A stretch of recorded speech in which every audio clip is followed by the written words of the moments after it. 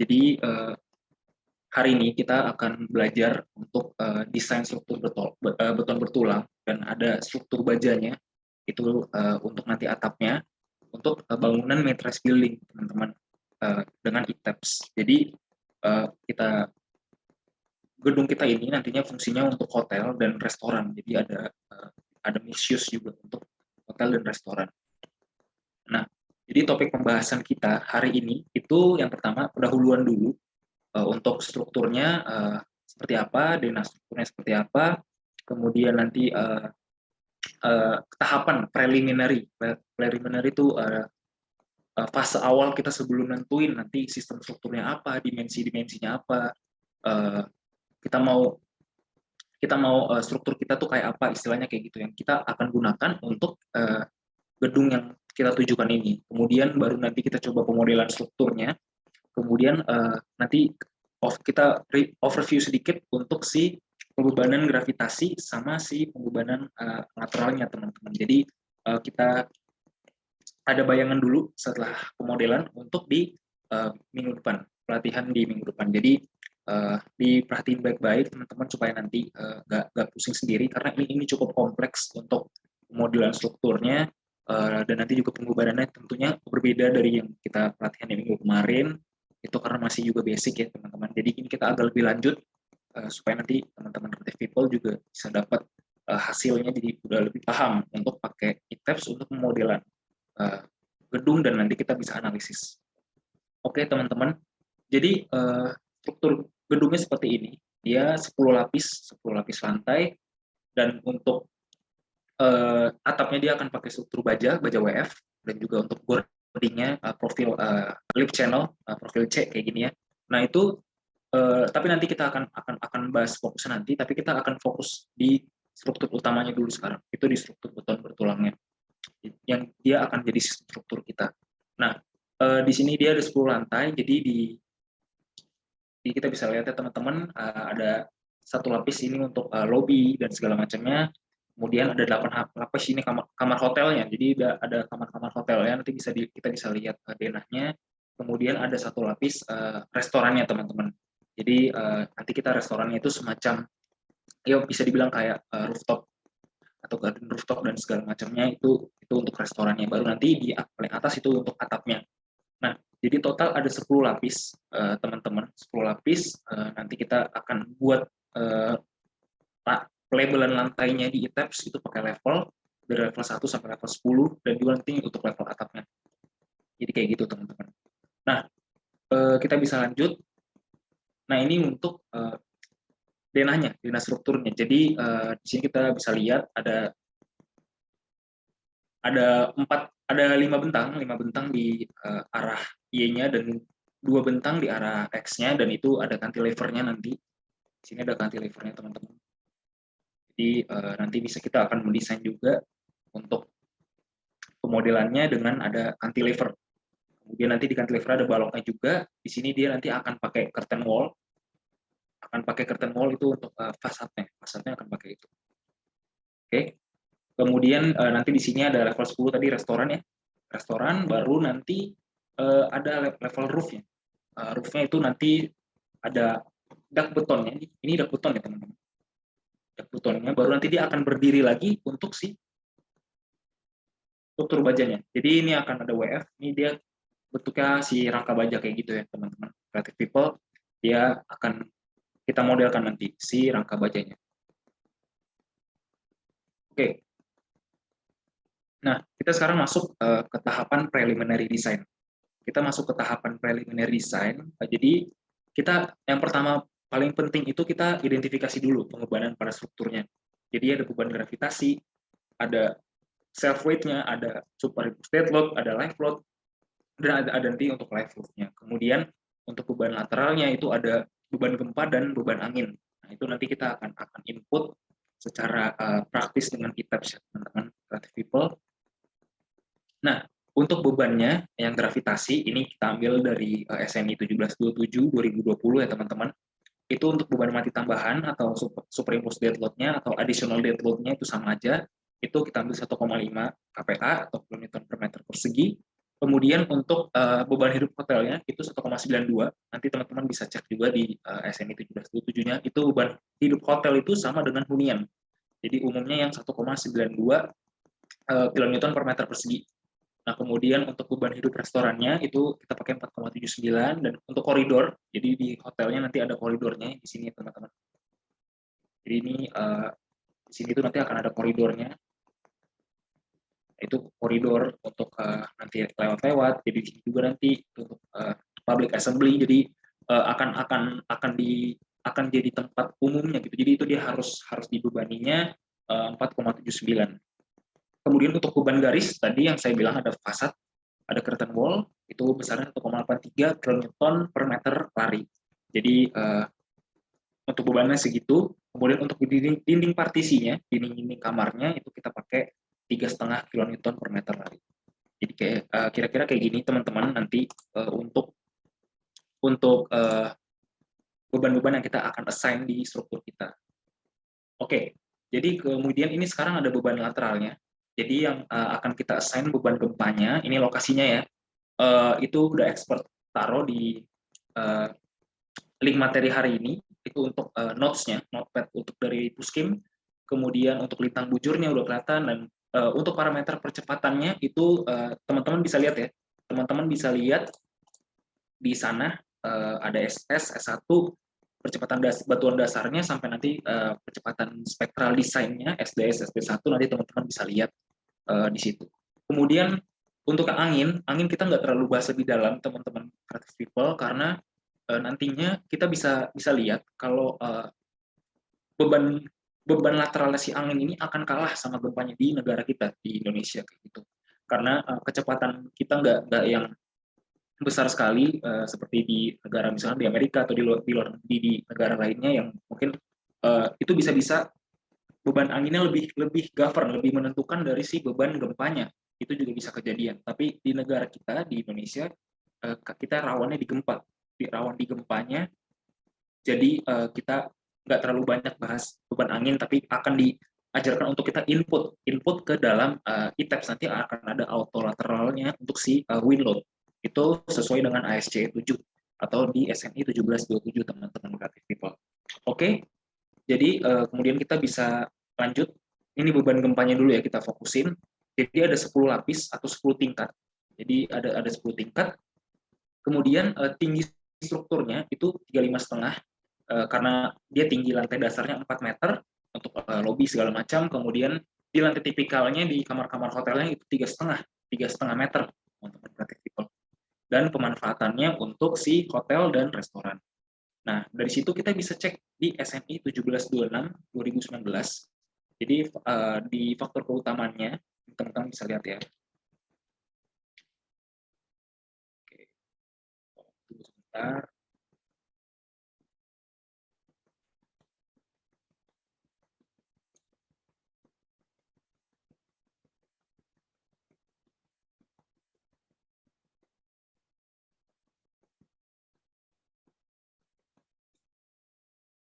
Oke.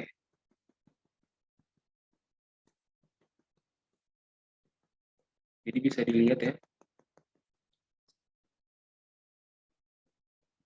Nah, ini teman-teman creative people bisa lihat. Jadi untuk kategori resiko 2 itu nanti kita bisa di sini. Dia hotel dia itu dia untuk tempat tinggal ya. Jadi di kategori risikonya kita kategori risiko 2 dan dia juga nanti ada restorannya. Seperti untuk tempat umum. Jadi kita bisa pakai di sini. Kemudian kita bisa lihat di sini teman-teman. Kalau kita punya kategori risiko 1 atau 2, maka kita punya faktor keutamaan gempanya itu nilainya 1. Jadi kita bisa lihat di situ teman-teman. Untuk si faktor keutamaan gempanya. Nah, seandainya nanti teman-teman bisa lihat di sini di SNI 1726-nya, itu kalau misalkan bangun monumen atau rumah ibadah, rumah sakit, itu yang krusial sekali, itu nanti akan di kategori risikonya 4. Jadi kategori risiko 4, ini bisa dilihat ya di tabel 3. Nah, itu dia harus lebih besar nanti faktor keutamaan gempanya. Jadi faktor keutamaan gempanya akan lebih besar dan tentunya berpengaruh nanti untuk gaya gempanya dia. Karena kita untuk desainnya nanti kita harus bisa jamin dia lebih kuat lagi daripada kita bisa bangun apartemen atau hotel kayak gitu, teman-teman creative people. Oke, jadi kita sekarang bisa balik lagi ke PowerPoint-nya. Oke, kemudian faktor utamanya 1. Nah, kita sekarang lihat nih teman-teman creative people, itu untuk sistem strukturnya. Di sini expert kasih untuk kita akan pakai rangka pemikul momen.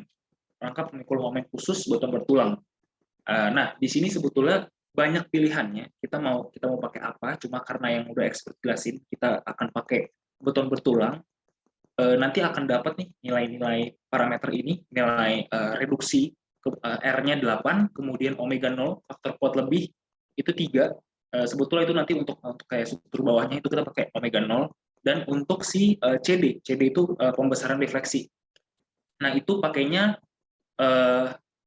untuk nanti kita perhitungan si analisis gempanya, untuk kita nanti ngitung driftnya nanti. Jadi kita cek nih apakah strukturnya udah cukup kaku, dan udah memenuhi syarat.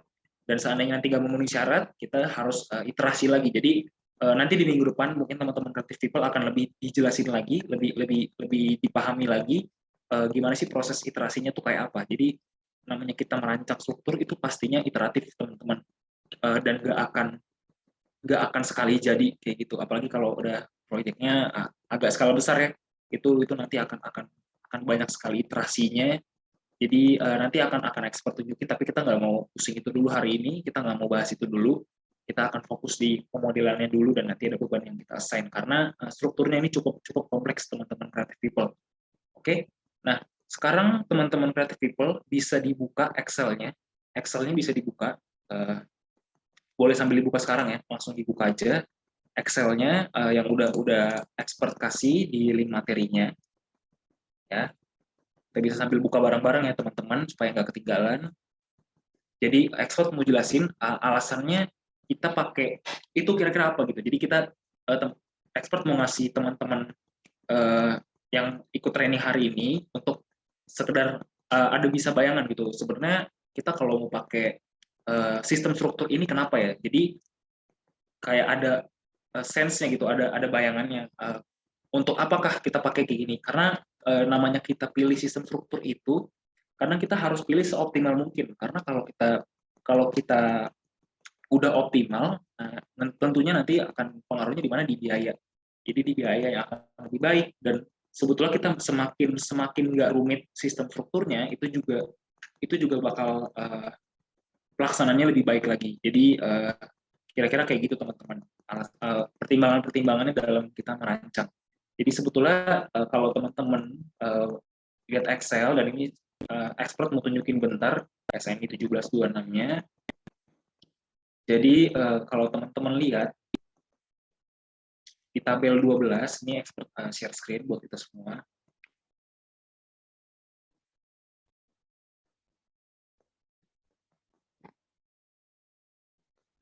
Nah, jadi kayak gini teman-teman. Misalkan kita mau pakai rangka pemikul momen, sistem rangka pemikul momen beton bertulang khusus kayak gitu. Nah, nanti kita akan lihat nih teman-teman, rangka beton bertulang pemikul momen khusus di sini ya, kayak tadi ya. Jadi nilai faktor modifikasi responsnya R-nya itu nanti kita akan modifikasi gaya gempanya, kita reduksi sebesar ini. Kemudian faktor kuat lebihnya 3, dan untuk pembesaran refleksinya 5,5, 5,5. Nah, tadi kan expert tunjuk ini sebetulnya nggak salah kalau teman-teman creative people misalkan maunya sistem ganda. Oke, misal kita lihat sistem ganda ya. Nah, misalkan sistem ganda, dia ada rangka pemikul momen khususnya, jadi ada rangka pemikul momen khusus, dan dia adanya juga si dinding geser beton bertulangnya. Jadi misalkan kayak kita punya struktur kayak gini, jadi kayak gini ya. Nah, ini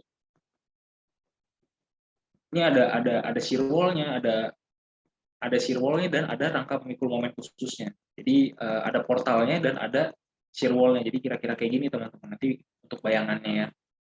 Misalkan mau kayak gitu, itu juga boleh aja teman-teman creative people mau pakai sistem struktur itu untuk gedung yang dirancangnya. Tapi akan ada pertimbangan-pertimbangannya nantinya. Setelah ini akan expert jelasin apa sih pertimbangannya secara simpelnya aja dulu. Mulai dari kita bayangin gaya gempanya yang bakal bekerja di masing-masing struktur, kayak gitu teman-teman creative people. Oke, jadi kita bisa langsung buka Excel-nya. Oke, kita buka Excel. Nah, udah kelihatan ya teman-teman. Udah kelihatan.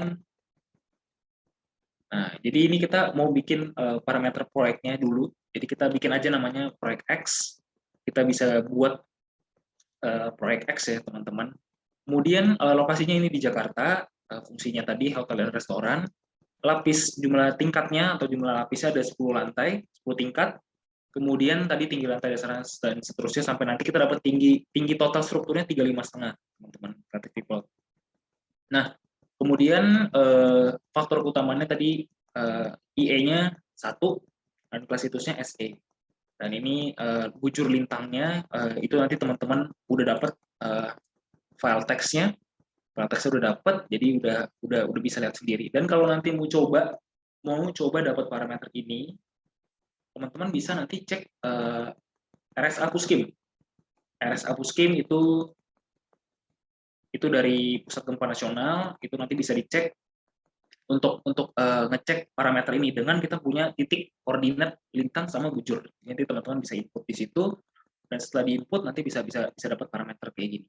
Dan sampai nanti bahkan koordinat respon spektrumnya untuk teman-teman bisa plot kayak gitu. Oke.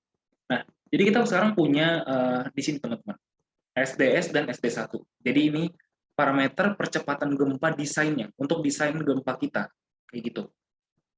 Mungkin kalau teman-teman belum paham bisa diterima dulu, nanti bisa dibaca lebih lanjut lagi untuk SNI 1726-nya. Nah, dari situ nanti kita bisa studi dulu teman-teman. Kita bisa cari koefisien seismik. Jadi kalau teman-teman bisa pahamin, misalkan kita punya gaya geser dasar struktur, itu rumusnya kan koefisien seismik, ini si CS, dikalikan sama W, berat bangunan, berat struktur kita, kayak gitu. Nah, yang dimana kita tahu kalau misalkan CS-nya semakin besar, koefisien seismiknya besar, nantinya akan memperbesar gaya gempanya tentunya kan. Jadi kita bisa pahami dulu kayak gini. Nah, di situ kita bisa cek teman-teman. Kita bisa cek. Nanti ini akan secara otomatis langsung ke assign dari rumus Excel-nya. Jadi teman-teman tinggal lihat aja ke grafiknya. Teman-teman bisa lihat ke grafiknya. Nah, di sini ya. Di sini bisa lihat yang RCMF itu untuk si beton bertulang. Maksud saya rangka pemikul momen.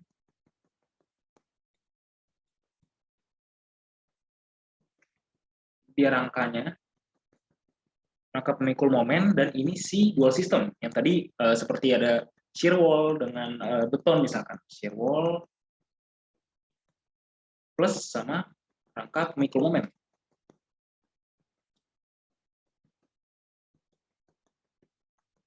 Jadi dia dual system. Nah, di sini teman-teman bisa lihat nih. Teman-teman bisa lihat kita punya misalkan dapat periode strukturnya kayak gini teman-teman. Kemudian ini untuk CS-nya ya, kita bisa lihat. Misalkan kita mau plot dengan periode segini. Nah, itu teman-teman creative people bisa lihat. Misalkan kita punya periode gedungnya, periode getarnya sekitar 1,6 detik atau 1,7 detik. Di situ kita bisa lihat kalau misalkan nilai koefisien seismiknya si dual system ini itu lebih besar teman-teman.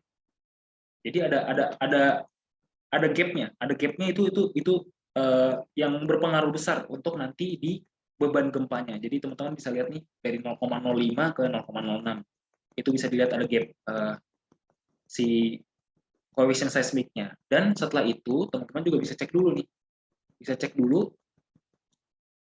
jadi kita mau penentuan sistem struktur apa yang mau kita pakai. Jadi teman-teman bisa cek di sini.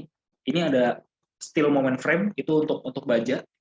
Jadi ini untuk baja, kemudian ini untuk beton bertulang, rangka pemikul momen, kemudian ini untuk baja yang ada bracing-nya, itu concentric brace frame atau eccentric brace frame itu ada di sini. Kemudian di sini untuk other system, itu yang sistem lain seperti dual system ataupun yang tadi seperti shear wall itu ya. Nah, teman-teman bisa cek di SNI 1726-nya, itu ada di, kita bisa lihat nanti CT dan HN, itu nilai CT dan nilai HN itu teman-teman bisa lihat nih kayak gini. Jadi untuk pengen tahu tadi parameter untuk periode pendekatan CT dan X. Jadi untuk nanti dan dengan nilai HN yang kita punya, tinggi struktur yang kita punya, kita bisa tahu nih dengan pakai rangka baja pemikul momen berapa periodnya, kemudian beton pemikul momen berapa, sampai nanti ini untuk sistem struktur lainnya ya. Jadi CT-nya 0,0488 dan X-nya 0,75. Kemudian nanti ini tadi ya, yang rangka baja dengan bracing eksentris dan bracing yang terkekang terhadap tekuk. Nah, jadi itu bisa kita lihat di tabel 18 SNI 1726. Kita balik lagi ke Excel-nya. Jadi di sini ya. Jadi ini kita udah expert inputin CT dan X-nya. Jadi udah bisa kelihatan teman-teman creative people. Nah, yang teman-teman creative people bisa lakuin sekarang, kita langsung lihat aja di grafiknya. Jadi akan lebih enak kita ngeliat grafik kayak gini. Jadi kita punya periode pendekatan struktur, periode pendekatan dulu ya teman-teman creative people. Jadi nggak langsung kita tahu periode dinamiknya berapa, enggak. Kita cuma pengen tahu periode pendekatan aja. Nah, kita terus kemudian ada jumlah tingkatnya. Jadi berapa tingkat strukturnya. Nah, di sini kita bisa cek semisalkan kita mau pakai 10 lantai, struktur 10 lantai. Teman-teman bisa cek di sini. Nah, ini 10 lantai ya, udah diplot di sini. Kemudian kita sekarang mau bandingin aja yang si other system atau dual system tadi dengan si reinforced concrete moment frame. Jadi yang rangka momen beton bertulang sama yang rangka momen beton bertulang dan struktur shear wall-nya, jadi sistem ganda. Itu kita mau bandingin dulu teman-teman. Dari periodnya dulu. Periodnya kita bisa tahu ya. Nah, ini kalau di other system itu dia di sini periodnya. Dia nggak nyampe 1 detik, kita bisa lihat ya, mungkin sekitar 0,7, 0,8 kita bisa lihat. Kemudian untuk si rangka momen beton bertulang, kita bisa lihat di sini. Kita bisa lihat di sini. Jadi ini ada gapnya lumayan. Misalkan ini 1,1 atau kan di sini 0,8. Itu gapnya lumayan teman-teman.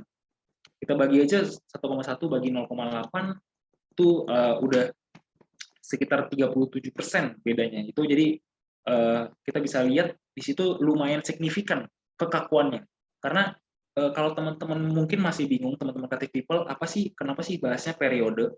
Kalau teman-teman creative people kebayang, jadi rumus periode itu kan secara dinamik ya, T sama dengan 2 pi akar massa per kekakuan. Nah, di sini kita lihat aja basic matematiknya. Kalau kita lihat, kita punya periode di sini dan kita punya kekakuan di sini.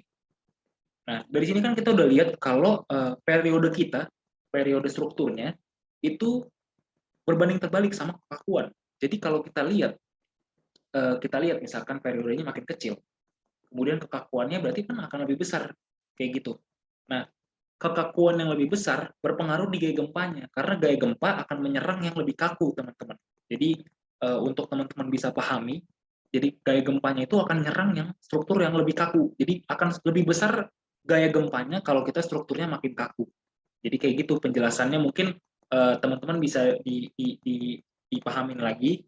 Mungkin expert agak terlalu loncat bahasannya, jadi agak-agak kaget. Mungkin bisa dipahamin lagi. Jadi kalau teman-teman lihat di sini, misalkan kita punya si rangka momen beton bertulang ini 1,1 detik. Alhasil kita bandingin sama si struktur rangka ganda. Jadi sistem ganda antara rangka momen dengan dinding geser beton bertulang khusus. Nah, tentunya kalau kita lihat kita punya periode 0,8, tentunya kan kekakuannya kekakuannya dibandingin sama yang ini akan lebih besar kan. Jadi kekakuannya akan lebih besar daripada si rangka momen. Jadi kekakuannya shear wall dengan kekakuannya si rangka momen tentunya akan lebih besar kekakuannya shear wall. Jadi itu sebetulnya kalau teman-teman juga udah mungkin pelajarin struktur batuan bertulangnya atau rekayasa gempa dan lain sebagainya tentang strukturnya, itu kita bisa tahu kalau shear wall itu memperkaku, dia lebih kaku daripada open frame yang cuma balok sama kolom. Atau mungkin teman-teman yang udah ada kerja praktik atau magang di proyek, itu biasanya nanti orang proyek bilang shear wall-nya itu nanti untuk bikin kaku, jadi untuk gempa atau dibilangnya kayak gitu. Itu sering dibilang kayak gitu juga misalkan. Jadi kira-kira kayak gitu bayangannya. Karena kalau kita makin besar kekakuannya, gaya gempanya makin besar kayak gitu teman-teman creative people. Jadi bisa kebayang kira-kira kenapa kita harus milih rangka momen batuan bertulang. Nah, jadi teman-teman creative people bisa resapin di sini kenapa expert untuk kali ini milihnya kita pakai rangka momen ini, karena tadi pertimbangannya adalah gaya gempanya atau E-nya itu akan berkurang gitu, akan berkurang dan jadi nggak sebesar kalau kita pakai rangka sistem ganda. Jadi toh juga periodnya itu juga belum terlalu fleksibel, istilahnya periode pendekatannya nggak sampai yang 5 detik, 7 detik, misalnya kayak gedung 40 lantai itu mungkin akan lebih baik, jauh lebih baik kita pakai sistem ganda. Jadi biasanya kalau teman-teman lihat mungkin ada apartemen mixed use, hotel, mall apartemen, jadi di bawahnya mall, di atasnya apartemen, itu biasanya dia udah pasti pakai shear wall di strukturnya, karena itu fleksibel banget kalau kita pakainya rangka momen cukup open frame rangka momen aja, nggak pakai shear wall-nya gitu. Jadi untuk gedung-gedung yang mungkin ya di atas 25 lantai, 30 lantai, 40 lantai bahkan sampai seterusnya, itu sudah wajib pakai shear wall, karena nanti akan bahaya di driftnya, di defleksinya itu akan besar sekali. Jadi kayak gitu teman-teman. Nah, selain itu kita mungkin bisa milih nih, kita bisa milih nih untuk si strukturnya kita rangka momen ini nanti beban gempanya akan mengecil, tapi konsekuensinya di mana? Nah, mungkin teman-teman bisa coba sambil balas di chat, kira-kira konsekuensinya apa untuk kalau kita milih rangka momen dibandingkan si dual system. Mungkin teman-teman bisa reply di kolom chat kalau ada yang ada pemikirannya, ada pengen jawab atau udah tahu sebelumnya, mungkin boleh di chat. Oke, ada yang bilang dimensi elemennya terlalu besar. Oke, yang lain ada yang mau merespon mungkin kira-kira konsekuensinya apa? Driftnya besar banget, banyak yang hancur. Oke. Ada yang punya pemikiran lagi, mungkin bisa diutarain aja. Jadi ya banyak pertimbangannya sih kayak gitu untuk kita nentuin sistem strukturnya. Ada lagi yang mau nyampain kira-kira konsekuensinya apa kalau kita milihnya rangka momen kemudian dibandingkan kita pakai dua sistem kayak gitu teman-teman. Teman-teman bisa jawab aja kalau misalkan pengen kasih tahu pemikirannya.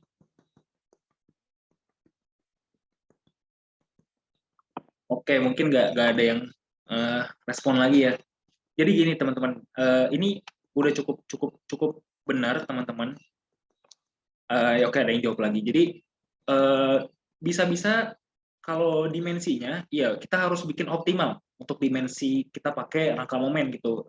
Karena nanti kita butuh dia untuk cukup kaku untuk nanti defleksi lateralnya. Tapi kita juga nggak boleh oversize nanti, karena jadi over budget juga nanti untuk dia terlalu kaku untuk gempanya gitu. Jadi gempanya menjadi besar juga.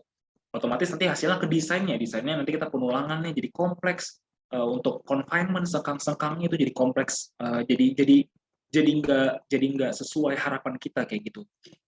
Kemudian untuk yang dibilang driftnya besar, betul. Jadi namanya kita cuma rangka terbuka, kolom balok, udah jelas dia akan lebih fleksibel dibandingkan sama pakai shear wall. Jadi dia akan lebih mudah, lebih lebih lemas lah istilahnya dia untuk bergerak secara lateral.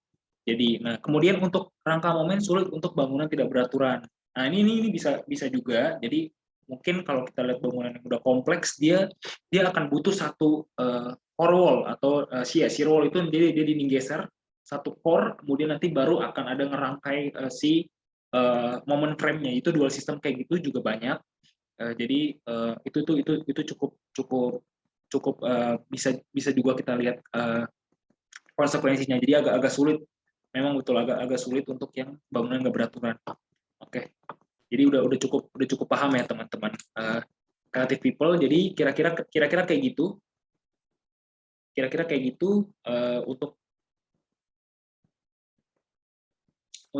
penentuan sistem struktur kita. Jadi kita udah jelas ya untuk pakai rangka momen beton bertulang, teman-teman creative people. Oke, kita bisa balik lagi